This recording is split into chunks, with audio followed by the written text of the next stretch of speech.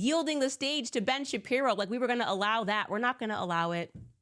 I said from the very beginning of this entire thing, I want war with all of you, and I'm so glad that I'm getting it. Tucker has been trending all weekend for saying the quiet part out loud regarding Charlie Kirk's death. He was on the Can't Be Censored podcast, and here's what he had to say.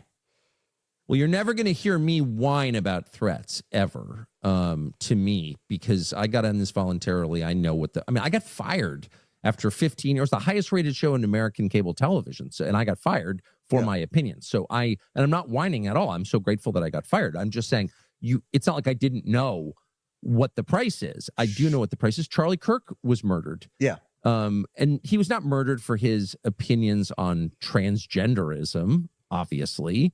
He was, I believe, and most people who knew him well as I did and was friends with him as I was, believe he was most likely murdered for his evolving views on Israel. So I get it. A lot's at stake. The world is at stake. But from my perspective, I have a duty to say what I think is true. I'm often wrong. And I always say that because it's a fact. I have been wrong a lot, and I may be wrong now. But I am sincere. I'm saying what I believe is true, and I'm going to continue doing that no matter what. How everyone in the entire world feels. They're asking us to look at zero plausible evidence that points to the fact that Charlie was stressed the night before over transgenderism. This isn't like, Matt Walsh in What is a Woman Prime. Then you'd go, okay, maybe I could see a trans person.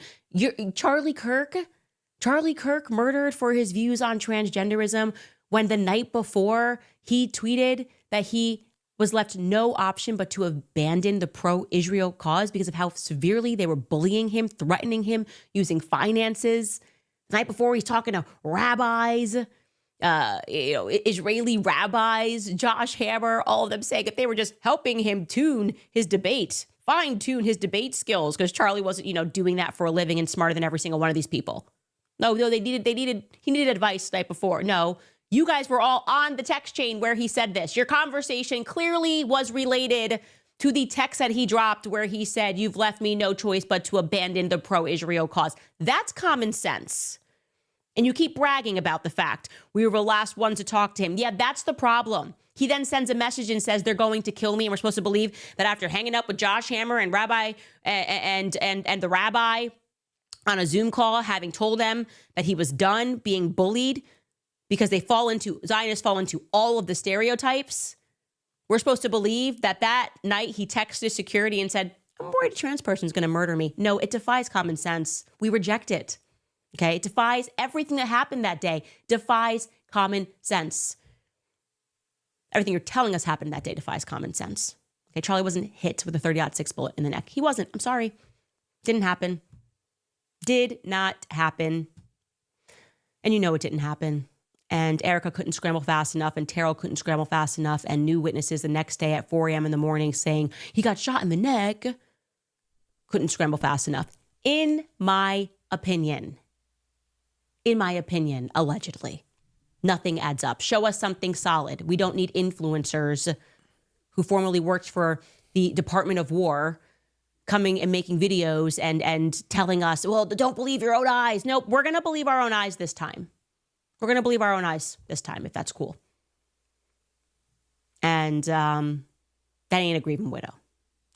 Anyway, Blakey Neff responded. I want you to know why it's important that he responded to the Tucker thing, because he used to work for Tucker Carlson. And I want to say, Tucker, if you're watching, I told you so. Tucker was so nice about Blake Neff. So nice. So nice about Erica. So nice about Blake Neff. Said, I know these people, blah, blah, blah. Of course, Blakey Neff, you could see how quickly he would have stabbed Charlie in the back as he just stabs. Candace sounds like someone that was in love with Charlie Kirt. He got shot in the neck. Yeah, he did. That's what happened. Like, I don't understand why she's continuing to act as if he wasn't. It's crazy. It's not a conspiracy theory. He was shot. Motherfuckers know he was shot. He was shot because of his constant views and hatred towards people. There's always consequences for when you say stupid shit. You could go down the line. People that's been killed. It's always because they're talking shit. Everybody knows this. If you've talking shit to anybody, they're building this shit up. And they're ready to attack you when they finally get the spot. They get a chance to do so. Everybody does the same thing. somebody has talked shit to them, and you go back home like, I got to think about how I'm going to get this guy alone and kick his ass. But it's a little bit different when you're talking about Charlie Kirk. He has a big, big audience. So, and he was offending a lot of people. It wasn't right, but he was offending a bunch of people, and that's what happens when you talk a lot of shit. Eventually, it's going to catch back up to you. Tucker right into the back, and he tweeted this. Actually, those of us who knew Charlie best, a group that doesn't include Tucker, do think that Tyler Robinson did it and was motivated by transgender radicalism. Tucker is lying. No, Blake Neff, you're lying. And some audio is going to show that the majority of people at Turning Point USA don't believe Tyler Robinson did it or acted alone. We'll have that later this week. I know some other podcasters are working on that, namely Baron Coleman, but you're lying. And the fact that you do it to cover up and you stab Tucker in the back, or I guess in the front in this circumstance, lets us know what you would do to Charlie Kirk. You weren't one of his best friends. You're like an annoying person that somehow got onto his podcast. Nobody really knows how, actually. I'd like to know how. Oh, I know. I was helping him with his debate points. Charlie, man. After I left, he must have gotten really bad at debating. Everyone was helping him. Rabbis, pastors, priests, his wife. Everybody was helping Charlie Kirk learn how to debate in his 10th year of debating on college campuses. So those kids must have really gotten wise or something. He was terrified. This is not a big thing. This is not. Candace is trying to spin this as if he was already a master at debating. Even great musicians have different writers come in to help you tune. You don't want to keep saying the same thing over and over again. You want to have new ideas, new people talking to you. You want this. This is what you want as a musician. I'm a musician. I know exactly how it works. You have ideas. If you wrote every song 100% completely, you would get burnt out. You would run out of shit to talk about.